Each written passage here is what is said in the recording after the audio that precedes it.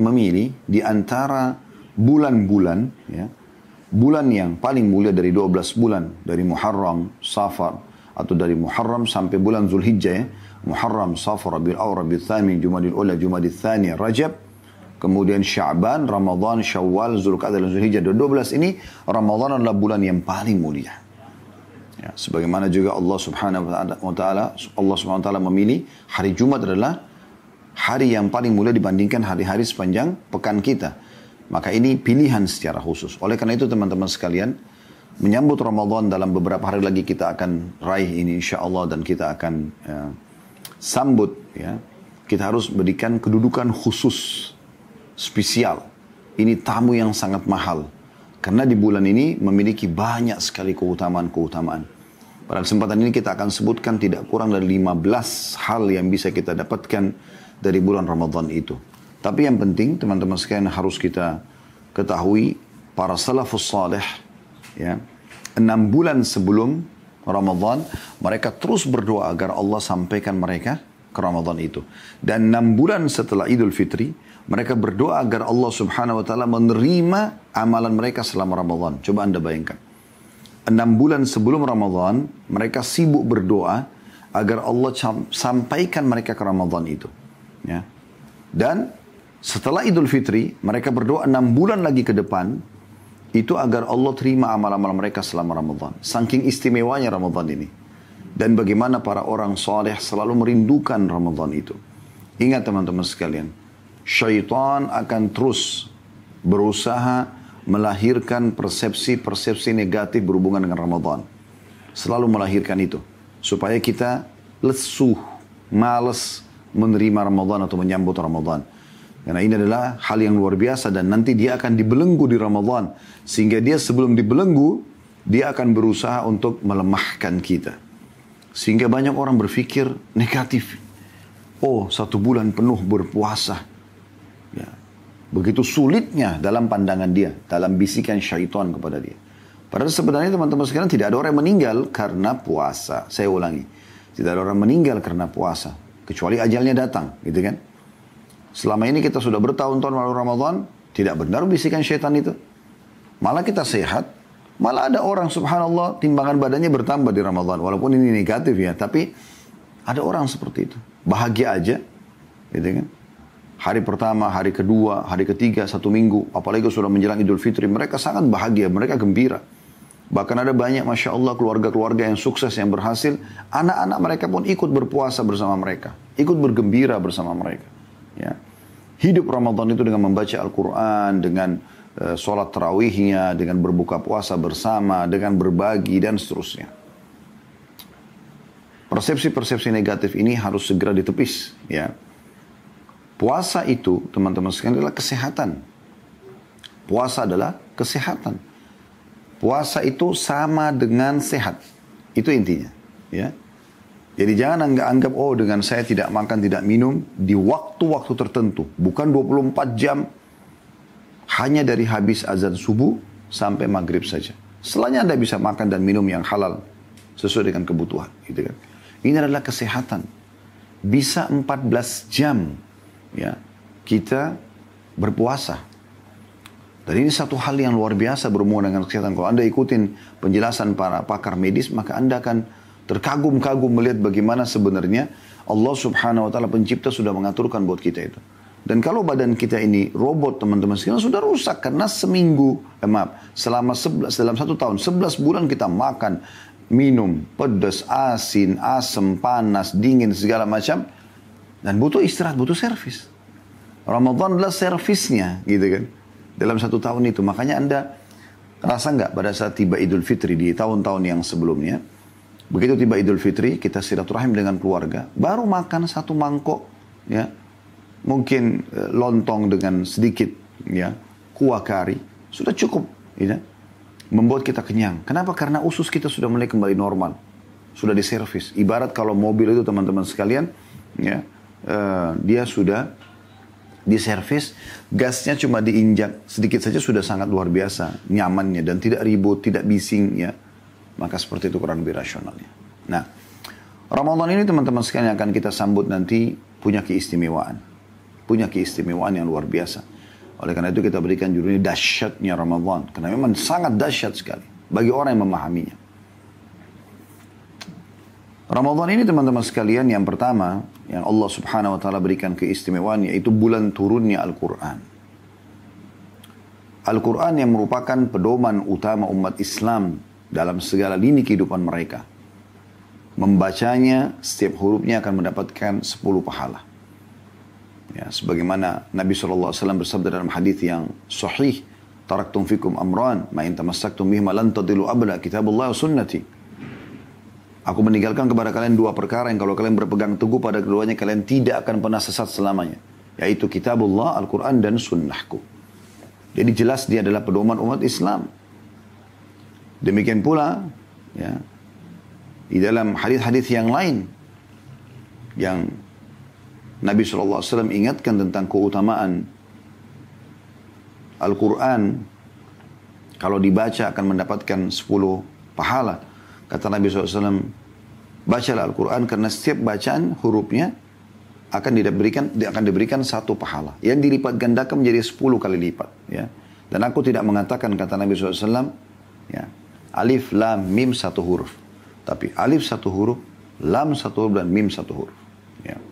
Berarti alif, lam, mim awal surah Al-Baqarah artinya dapat 10 atau dapat 30 pahala. Anda bayangkan, Anda baca Al-Fatihah saja, Alhamdulillahi Rabbil Alamin, Alhamdu, alif, lam, ha, mim, dal, 5 huruf, 50 pahala. Alhamdulillah, tasydid itu yang di atas, ya. Anda tahu huruf tanda tasydid, itu menandakan 2 huruf. Berarti asalnya lillah itu, lamnya 3 hanya 1. Berarti 4 huruf. 40. Tambah tadi alhamdu 50. Berarti sudah 90. Robbi sama. Akar katanya robabah. 2 baknya. Tapi digabung jadi rob. Ya. Robbi jadi ditasjidkan. Nah ini 3 huruf. Berarti 90 tambah 30 sudah 120. Alamin. Alif, lam, ain. Alif ini 4 huruf. Lam, mim, ya, nun. Ini 4 huruf. Jadi 80. Berarti Alhamdulillah Rabbil Alamin 200 pahala Anda dapatkan. Bagaimana kalau Anda membaca, apalagi di Ramadan kita dianjurkan untuk mengkhatam Al-Quran. Maka ini punya keutamaan yang luar biasa. Nah Ramadan ini bulan turunnya pedoman utama umat Islam dalam kehidupan mereka ini. Dan tidak ada satu kaum, satu komunitas Islam menjadikan Al-Quran sebagai pedoman mereka, kecuali hidup mereka akan bahagia. Tidak ada sesuatu yang dinisbatkan pada Al-Quran, kecuali pasti akan mulia. Para penghafal Al-Quran. Ya. Bahkan Nabi Muhammad SAW menjadi Nabi yang mulia. Ya, dengan diturunkan Al-Quran pada beliau. Al-Quran ini sudah tertulis di Lauhil Mahfuz. Terjaga. Allah Subhanahu Wa Taala menjadikan itu sebagai pedoman umat Islam. Sehingga membacanya dapat pahala. Dan Allah SWT menyebutkan itu dalam surah Al-Baqarah surah nomor 2 ayat 185. A'udzu billahi minasyaitonir rajim. Syahrul Ramadan alladzi unzila fil Qur'an hudan lin-nasi wa bayyinatin minal huda wal furqan. Al-ayah. Bulan Ramadan adalah bulan yang dalamnya diturunkan Al-Quran sebagai petunjuk bagi manusia dan penjelas-penjelas mengenai petunjuk itu dan pembeda antara yang hak dan yang batil. Yang antara hak dan batil. Dan disebutkan dalam sebuah hadis yang sahih bahwasanya Rasulullah SAW selalu menjadikan Ramadan momentum untuk belajar Al-Quran dari Jibril alaihissalam. Disebutkan oleh Ibnu Abbas radhiyallahu anhu dalam sebuah riwayat, karena Rasulullah SAW ajwadan nasi wa kana ajwadu ma yakunu fi Ramadan hina yalqahu Jibrilu wa kana yalqahu fi kulli lailatin min Ramadan fayudarisuhu Al-Quran. Fala Rasulullah SAW ajwadu bil khairi min ar-rihil mursala. Artinya, Rasulullah SAW adalah manusia yang paling dermawan. Suka sekali memberi. Dan ini sifat orang beriman. Dan terutama di bulan Ramadan. Ketika malaikat Jibril alaihissalam menemuinya pada malam atau pada setiap malam di bulan Ramadan. Di mana Jibril mengajarkan Al-Quran kepada Nabi SAW. Sungguh Rasulullah SAW adalah orang yang paling dermawan daripada angin yang berhembus. Ya. Jadi di sini kita lihat bagaimana Nabi SAW menjadikan Ramadan karena dia bulan turunnya Al-Quran. Jadi dijadikan juga bulan untuk membaca dan mempelajari Al-Quran. Al-Quran memiliki 4 hak paling tidak dari kita teman-teman sekalian. Dan ini momentum Ramadan, kesempatan Anda meraih ini. Yang pertama membacanya. Anda mengerti atau tidak mengerti, baca saja. Dan berurut. Dari surah Al-Fatihah, Al-Baqarah, Al-Imran, ya. Terus ya. An-Nisa, Al-Ma'idah, Al-An'am. Terus Al-A'raf, ya. Sampai An-Nas. Surah 114. Dari surah nomor 1 sampai surah 114. Maka ini Anda dianjurkan membaca, mengkhatam, berulangi lagi. Mengkhatam, mengulangi lagi. Dan ini cara yang paling efektif untuk mendapatkan pahala yang sangat besar, karena setiap hurufnya 10 pahala. Dan ya, ini cara nanti akan memudahkan Anda untuk menghafal banyak ayat-ayat Al-Quran, bahkan bisa seluruhnya. Karena kalau buku ini misalnya Anda sudah baca sekali saja, ya pada saat Anda baca sekali saja, saya yakin Anda kalau saya tanya, mungkin anggaplah 30% berbekas. Anda sudah mengatakan, oh ya saya sudah ingat, oh ya ada di poin ini, oh ya ada di halaman ini. Kalau Anda membacanya 2 kali mengkhatam buku ini, sampai selesai, maka mungkin Anda menghafal halaman-halamannya. Kalau 3 kali Anda mengkhatamnya, 4 kali Anda mengkhatamnya, 10 kali Anda mengkhatamnya, mungkin Anda bisa menyampaikan isinya buku ini tanpa harus melihatnya lagi. Ya. Maka ini fungsi yang luar biasa. Kata Nabi SAW tentang keutamaan dalam hadis riwayat Muslim, Iqra'ul Qur'ana fa innahu ya'ti yawmal qiyamati syafi'an li ashabi. Baca Al-Quran itu. Karena dia akan datang hari kiamat menjadi penolong, ya, atau pemberi syafaat bagi pembacanya. Dan Nabi SAW memuji orang-orang yang membaca Al-Quran. Sebagaimana dalam sabda beliau dalam hadis riwayat Bukhari, Al-mu'minu alladhi yaqra'ul Quran wa ya'malu bihi kal utrujjah. Orang mukmin, permisalan orang mukmin yang membaca Al-Quran dan mengamalkan isinya adalah seperti buah utrujjah. Ya, kalau Anda ketik di Google buah utrujjah, ya, jangan lupa sebentar habis ini Anda ketik, Anda akan lihat seperti buah pir. Ya. Tapi memang agak besar sedikit, saya belum temukan di Indonesia ya. Saya coba pernah keliling cari, belum saya temukan. Mungkin sebatas kemampuan saya gitu. Tapi buah ini memang sangat manis, bentuknya juga menarik, gitu, tapi mirip pir kurang lebih. Ya. Nabi SAW berikan perumpamaan seperti itu. Bentuknya bagus, warnanya bagus, rasanya manis. Itu perumpamaan orang mukmin yang baca Al-Quran. Kemudian kata Nabi SAW, Ta'muhu tayyibun wa rihuhu tayyib. Rasanya manis, bagus, enak, dan baunya juga manis. Jadi baunya sedap. Ya. Kalau pir secara umum mungkin dicium tidak keluar baunya ya. Tapi utrujjah ini beda. Dia dari jauh sudah dicium, mirip kalau durian misalnya, bukan seperti bau durian ya, tapi durian itu kan dari jauh sudah bisa dicium baunya. Nah, utrujjah ini bisa mengeluarkan bau yang wangi, selain rasanya yang manis. Lalu kata Nabi SAW, wal mu'min alladhi la yaqra'ul Qur'an wa ya'malu bihi kat-tamra ta'muha tayyibun wa la riha laha.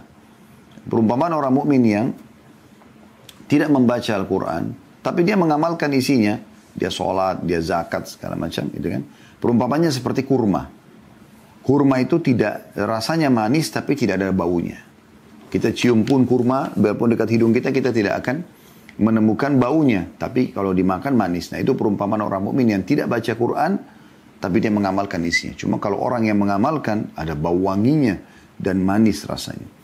Bahkan lebih jauh daripada itu, dalam sebuah hadis yang lain riwayat Muslim, itu saya jelaskan ada di halaman 6 ya. Bagaimana hadis ini mulia, kata Nabi SAW, Al-mahiru bil-Qur'ani ma'as safaratil kiramil barara. Orang-orang yang lancar dalam membaca Al-Quran dan suka membacanya, maka mereka akan bersama dengan para malaikat yang mulia. Allah samakan derajatnya dengan para malaikat. Walladhi yaqra'ul Qur'ana wa yatata'ta'u fihi wa huwa alaihi syakun lahu ajran. Dan siapapun yang membaca Al-Quran, sementara dia terbata-bata dalam membacanya dan sulit atasnya bacaan tersebut, tapi tetap membaca, maka dia akan diberikan 2 pahala. Artinya kalau per hurufnya bisa 10, bisa 20 dia dapatkan, karena tetap dia mau baca. Tapi kalau Anda mahir, Anda kuasai penyebutan atau makharijul huruf, ya, makharijul hurufnya bagus, penyebutan huruf-hurufnya bagus, bisa membedakan mana tha, mana sin, mana shin, mana sod, mana dha, ya, mana dhal, mana zai, ini dibedakan semua. Mana sod, jangan dipukul rata, semua ini beda-beda. Kalau Anda tahu makharijul huruf, Anda bisa bedakan mana alif, mana ain, ya. Anda bisa bedakan mana kaf, mana qaf, ya. Ini semua Anda bisa bedakan dengan benar. Kemudian juga Anda bisa mempelajari tajwidnya, Anda tahu mana idgham, mana ikhfa, ya. Dan Anda coba terapkan dalam kehidupan, maka Anda seperti atau bersama dengan para malaikat. Ini saking pentingnya mempelajari Quran, dan Ramadan momentum yang sangat tepat. Banyak sekali Masya Allah saudara-saudara kita para pengajar-pengajar Al-Quran. Malah mereka jadikan juga momentum Ramadan untuk mengajar dan sekaligus untuk menambah sumber kehidupan mereka. Anda bisa panggil mereka ke rumah. Kan? Kemudian yang kedua teman-teman selain membaca, mentadabburi. Nah kalau tadabbur ini sesuai dengan firman Allah SWT dalam surah Muhammad surah nomor 47 ayat 24. A'udzu billahi minasyaitonir rajim. Afala yatadabbaruna al-Qur'an am ala qulubin aqfaluha. Tidakkah mereka menghayati, mentadabburi, coba merenungi makna-makna ayat-ayat Al-Quran, atau hati mereka sudah terkunci? Nah, di sini agak berbeda sedikit dengan masalah membaca. Kalau membaca, Anda kan berurut dari Al-Fatihah sampai An-Nas tadi saya katakan. Kalau tadabbur tidak harus. Anda bisa pilih surah-surah yang paling menarik buat Anda dari 114 surah itu. Lalu Anda pilih, misal contoh, surah-surah nama hewan. Ada surah Al-Baqarah, ada surah An-Nahl. Ya, Al-Baqarah sapi betina, An-Nahl adalah lebah, ya. Ada An-Naml, semut, ada Al-Fil, gajah misalnya. Nah, Anda coba mau tahu isinya apa sih surah ini? Kenapa Allah namakan dengan nama-nama hewan ini? Ini Anda bisa pelajari, gitu kan?